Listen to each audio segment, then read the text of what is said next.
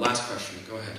Sorry, picking up from that, we recently had the introduction of a biometric ID card here, which was described as goodbye to the old apartheid passbooks, your ID card is freedom.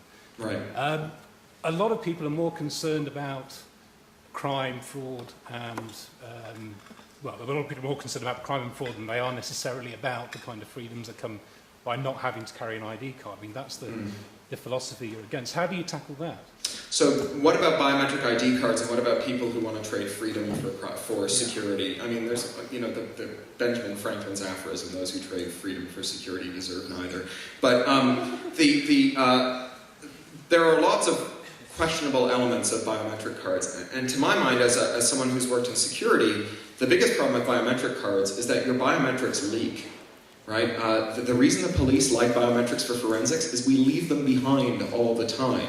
Right? Your fingerprints are not a secret. Your fingerprints are all over this room, as are mine.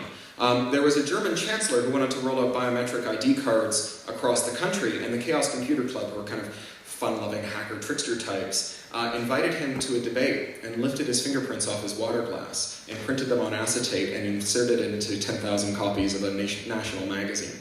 The problem with biometric identifiers is you can't revoke them, right? Your retina is not a secret. Your DNA sheds all over the place, right? You know, it's kind of icky when you think about it. Your gait, unless you put gravel in your shoes every time you leave the house, your gait is not a secret. Your hand geometry, your fingerprints, all of these things are not secret, and as a result, they are bad authentication tokens because they're easy to clone and they're hard to revoke. It's like issuing you a password at birth and then never letting you change it. I mean, it's an incredibly bad idea from a security perspective, and I think that's a good technical basis to fight it on.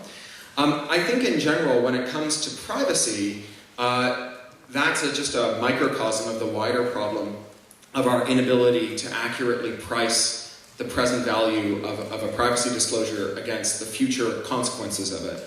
And that's mostly because privacy is something that where the consequences and the cause are separated by an enormous amount of time and space. So I like to think of it by analogy to smoking, right? I was a smoker for a long time and I gave it up. And it was hard to give up, not least because no one puff from a cigarette gives you cancer. If you make enough puffs from a cigarette over enough time, you will get cancer. No one Facebook disclosure comes back and bites you in the ass. If you make enough Facebook disclosures over time, one of them will come back and surely bite you in the ass. Now, nobody would smoke if every puff generated a tumor.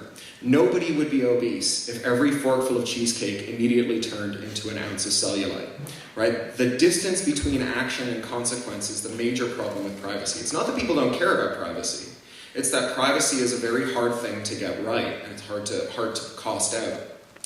When I was in the 3rd grade, when I was 8 years old, I had a teacher who went into hospital with his wife to have their first baby, as many Canadians do. And as is common in Canadian maternity wards, a representative from a marketing firm came by after their baby was born with a basket full of free stuff, nappies, wipes, onesies, and so on. And they said, you know, this is a simple trade. We give you the basket, you tell us your baby's name and your address, and we've got the date of birth, and we'll just stay in touch with you over the years. And like many Canadians, they made that trade. But unlike many Canadians, and something that happens all too commonly, when their baby was about 6 weeks old, it died suddenly. Sudden infant death syndrome. It just happens sometimes. And thereafter, every year, on their dead baby's birthday, they got a thank you package from these marketing firms, tracking the life of the baby that would have been. It's very hard to say they should have anticipated, as they sat there with their newborn in their arms, they should have anticipated the possibility that their baby would die before they accepted the basket of free nappies and onesies. So the story that when people say, well, all right, I'll trade this privacy for some benefit, means that we don't value our privacy, is, I think, a flawed story. And I had an argument recently with someone from a think tank in the UK called Demos. They do very good work, and the UK is reformulating its privacy policies, privacy statutes, and as part of that exercise, they wanted to determine what the public's attitudes were to privacy. And they said, we're going to do a survey of people and ask them how they feel about privacy. I said, if you survey the general public, you'll get the wrong answer. It's like surveying people who've never been mugged, how they feel about muggings.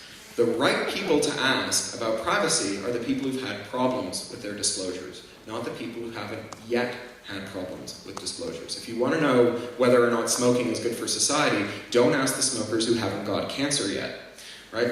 So, how do you get people to understand that when you build out the infrastructure of totalitarianism, when you build out a system that tracks everyone's movements all the time automatically through a system whose biometric identifiers can't be revoked and that are easy to clone and where other people could automatically make you appear to have been somewhere where you haven't been and so on, how do you explain it? You have to explain it in the same way we do with other public health issues. You have to try and render vivid in their imagination the possible consequences of that kind of tracking. And you have to tell them the stories that we hear when people come around and tell us about the harms that arise from smoking and arise from other public health problems. And it's a hard problem. I think it's one that we're struggling with all over the world.